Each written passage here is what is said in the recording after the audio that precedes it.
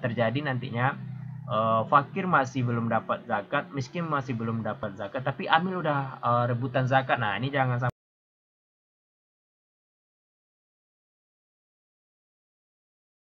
Assalamualaikum warahmatullahi wabarakatuh. Pada video kali ini kita akan mencoba membahas tentang zakat. Ada subtemanya, pengertian zakat, dasar hukum zakat, macam-macam zakat, dan mustahik zakat. Lebih dahulu kita lihat perbedaan dulu ya, perbedaan antara zakat, infak, sedekah, dan wakaf. Nah ini secara umum ya, sedekah ini artinya adalah segala amal atau perbuatan yang baik. Nah, jadi sedekah ini pengertiannya secara global umum. Ya, semua perbuatan baik itu akan bernilai sedekah. Ya, sedekah ini terbagi dua, ada yang berbentuk materi dan ada yang berbentuk non materi. Yang berbentuk materi ini terbagi lagi menjadi dua, ada yang wajib dan ada yang sunnah. Apa contohnya bagi yang wajib? Itu zakat. Jadi zakat ini adalah sedekah wajib ya, apabila harta kita telah sampai senisab dan haul, itu wajib dikeluarkan bagi zakat mal ya. Kalau zakat fitrah itu nggak ada nisab dan haulnya, itu wajib dikeluarkan. Nah, nanti masalah pembagian waktu pembagiannya kita bahas di slide berikutnya. Nah, sedangkan untuk yang sunnah itu contohnya seperti infak, wakaf, hibah, hadiah, dan lain-lain. Nah, jadi infak wakaf ini adalah sedekah yang sunnah yang berbentuk materi. Sedangkan zakat tadi sedekah yang wajib berbentuk materi apabila sampai nisab dan haulnya. Nah, sedangkan sedekah non materi itu contohnya membuang duri di jalan dan lain-lain, atau membantu nenek-nenek nyebrang jalan.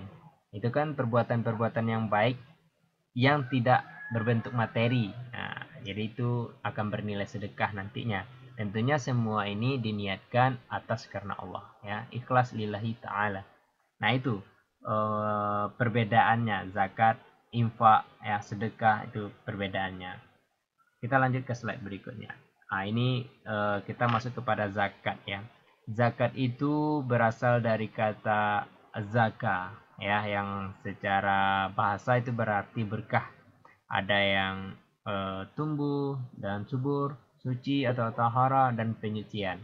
Jadi zakat ini banyak pengertiannya. Nah, yang dimaksud dengan zakat yang berarti al-barakah itu adalah harta yang dizakatkan diharapkan membawa keberkahan. Nah, jadi harta yang telah kita keluarkan itu kita berharap harta kita baik yang telah kita keluarkan maupun yang masih sisa itu membawa keberkahan. Sedangkan yang berarti an-nama itu maksudnya adalah harta yang dizakatkan adalah harta yang bisa dikembangkan atau yang mempunyai potensi untuk berkembang. Kalau yang at-tahara itu maksudnya agar harta yang telah dizakatkan atau sisa harta menjadi suci karena telah kita keluarkan hak orang lain. Yang selanjutnya tazkiyah, maksudnya agar orang yang telah membayar zakat memperoleh ketenangan batin karena telah tersuci jiwanya dan dari sifat kikir dan hasil usaha yang mungkin terselip hak orang lain. Oke. Nah, ini zakat ya, secara terminologis berarti hak yang wajib diambil dari harta yang banyak, yaitu harta yang mencapai nisab untuk diberikan kepada kelompok tertentu atau asnaf 8.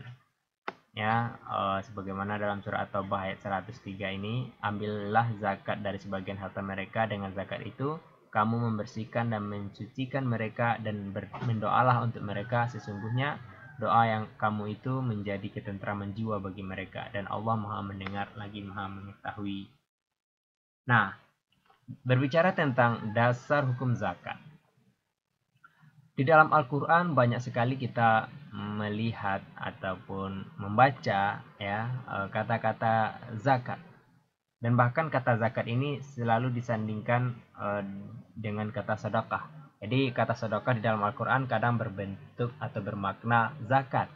Ya, seperti tadi pengertian tadi, zakat ini adalah sedekah yang wajib. Nah, kadang di dalam Al-Quran itu bunyi ayatnya sedekah, seperti dalam surah At-Taubah ayat 60 itu kan sedekah bunyinya. Tapi yang dimaksud itu adalah zakat. Nah, jadi dasar hukum zakat ini di dalam Al-Quran sangat kuat sekali, banyak sekali kata-katanya.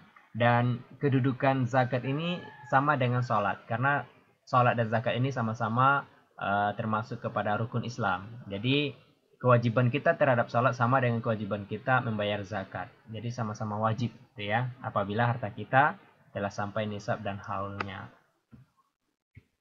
Oke, sekarang kita masuk kepada jenis-jenis zakat.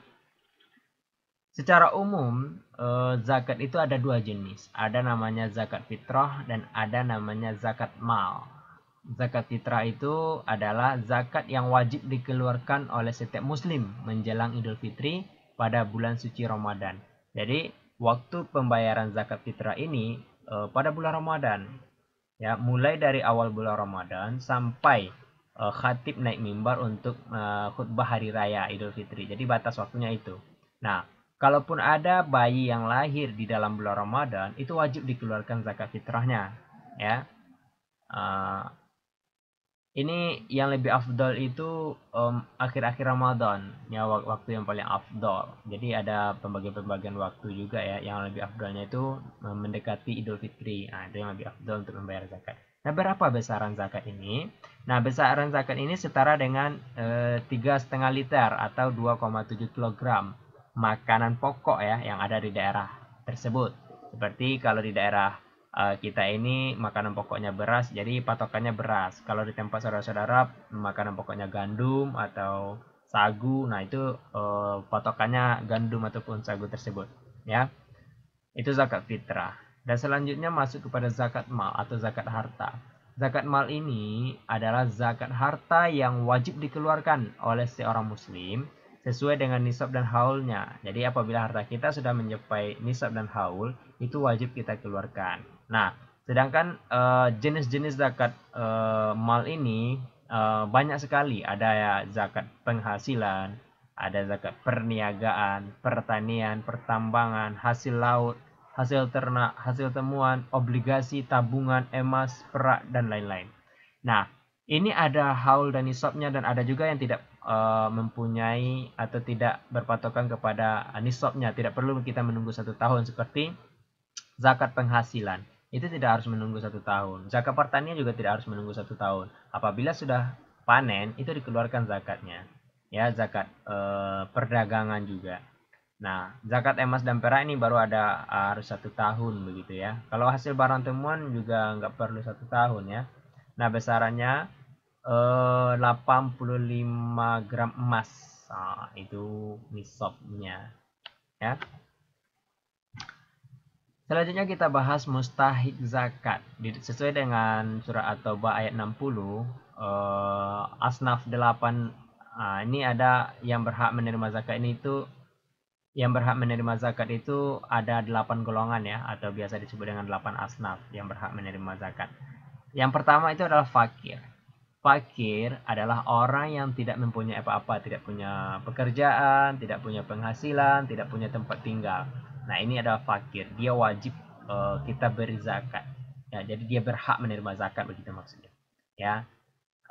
Selanjutnya miskin. Miskin ini orang yang mempunyai penghasilan tapi tidak mencukupi kebutuhannya. Misalnya kebutuhan dalam sebulan itu 1 juta, tapi penghasilannya cuma 500.000. Jadi ini termasuk kepada orang miskin. Nah, ini juga berhak menerima zakat. Yang ketiga itu amil. Amil ini panitia dalam pengumpulan zakat.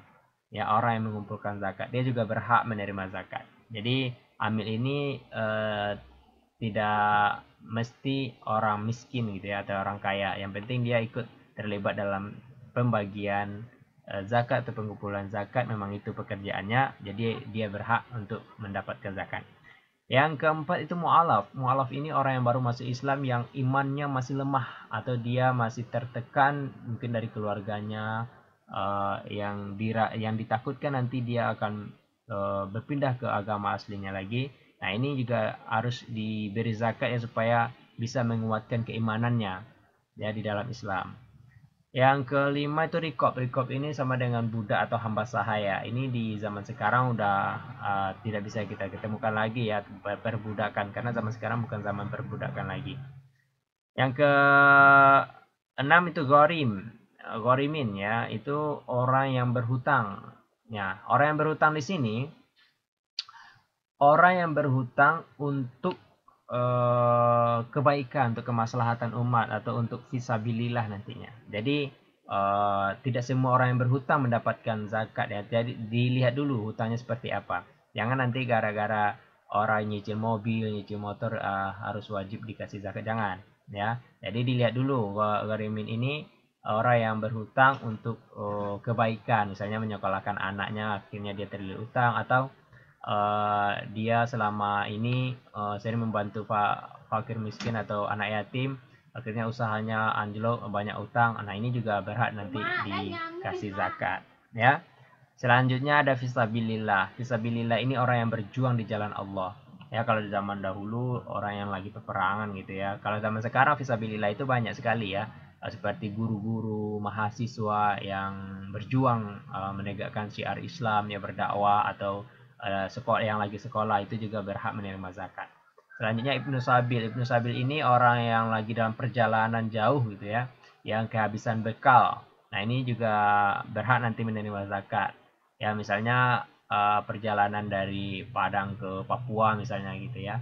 Nah, ini kalau kehabisan bekal di perjalanan, misalnya dia melalui jalan darat, nah ini nanti bisa dikasih zakat ya, bisa dikasih zakat. Nah, ini juga berhak nanti menerima zakat. Jadi ini 8 asnaf ini skala prioritas ya.